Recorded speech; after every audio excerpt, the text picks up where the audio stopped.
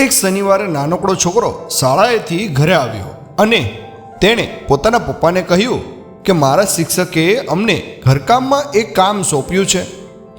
10 જણને ભેટવાનું અને તેમને કહેવાનું કે ધીરજ રાખો, જીવનમાં શ્રદ્ધા રાખો અને હું તમને ચાહું છું.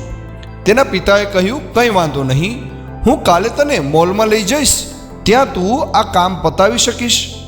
છોકરો બીજે દિવસે સવારે ઉઠી અતિ ઉત્સાહપૂર્વક તૈયાર થઈ ગયો અને તેના પિતાને કહેવા લાગ્યો, ચાલો પપ્પા, હવે મોલમાં જઈએ. બહાર ખૂબ જ જોરથી વરસાદ પડી રહ્યો હતો એટલે તેના પિતાએ કહ્યું, બેટા, થોડી વાર રહીને જઈશું, અત્યારે આટલા વરસાદમાં મોલમાં કોઈ નહીં હોય. પણ છોકરાએ તો જીદ જ પકડી. આથી પિતાએ તેની જીદ આગળ ઝૂકી જઈ તેને ભારે વરસાદ વચ્ચે પણ કાર હંકારી મોલમાં લઈ જવો પડ્યો. તેમને મોલમાં એકાદ કલાક પસાર કર્યો અને છોકરો જુદા જુદા 9 લોકોને ભેટ્યો.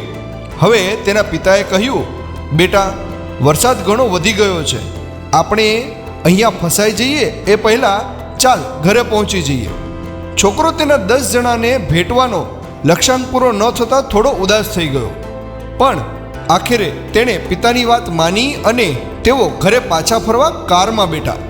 તેઓ થોડા જ આગળ વધ્યા હતા ત્યાં તેને ઘર માર્ગમાં સામે જે દેખાયું તેના તરફ આંગળી ચીંધતા છોકરાએ પપ્પાને કાકલુદી કરી અને કાર થંભાવવા કહ્યું અને ઉમેર્યું, પપ્પા, મને પહેલાં સામેના ઘરમાં જઈ આવવા દો ને, મારે એક જ જણને ભેટવાનો બાકી છે, મને ચોક્કસ એ ઘરમાં કોઈક મળી જશે અને હું મારું ઘરકામ પૂરું કરી શકીશ. પિતાએ પોતાના નાનકડા પુત્રની ઈચ્છા પૂરી કરવા કાર બાજુએ લીધી અને થોભાવી. છોકરાએ તે ઘર પાસે જઈ દરવાજાની ઘંટડી દબાવી.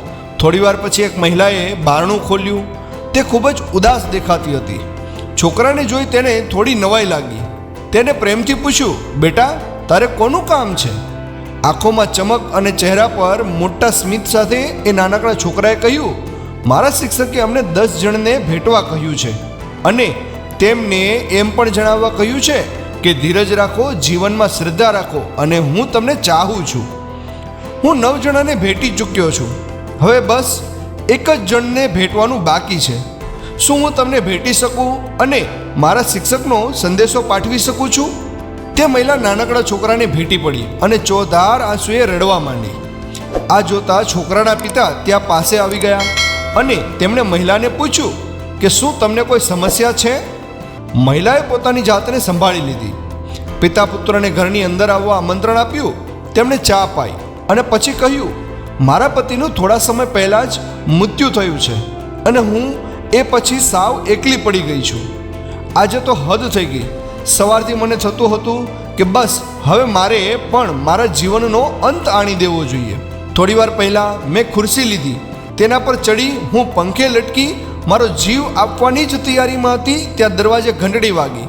મને આશ્ચર્ય થયું કે મને મળવા તો કંઈ આવતું નથી, તો પછી અત્યારે બારણે કોણ આવ્યું હશે? મેં કુતૂહલવશ દરવાજો ખોલ્યો અને ત્યાં આ દેવદૂત આવીને મને કહે છે, ધીરજ રાખો, જીવનમાં શ્રદ્ધા રાખો અને હું તમને ચાહું છું. મને ખાતરી છે કે ચોક્કસ ઈશ્વરે પોતે મને આ સંદેશો તમારા પુત્ર દ્વારા મોકલ્યો છે. મારા મરવાની ઈચ્છા અને ઉદાસી ગાયબ થઈ ગયા અને હવે મને જીવવા એક નવું બળ મળ્યું છે. મિત્રો, હંમેશા હકારાત્મક વિચારોને લોકો સાથે વહેંચવા જોઈએ. લોકોની પડખે ઊભા રહો. કંઈ બીજું ન કરી શકો તો માત્ર તેમને સાંભળો. કદાચ તમે કોઈનું જીવન બચાવવાનું એક માધ્યમ બની શકો. મિત્રો, તમને જો આ અમારી નાનકડી એવી વાર્તા ગમી હોય તો લાઈક કરો, શેર કરો અને અમારી ચેનલ કર્તવ્ય મોટિવેશનને સબસ્ક્રાઈબ કરો અને ફેસબુક પર ફોલો કરો. અને હા, તમને અમારી આ વાર્તા કેવી લાગી છે કોમેન્ટ કરી જરૂરથી જણાવજો.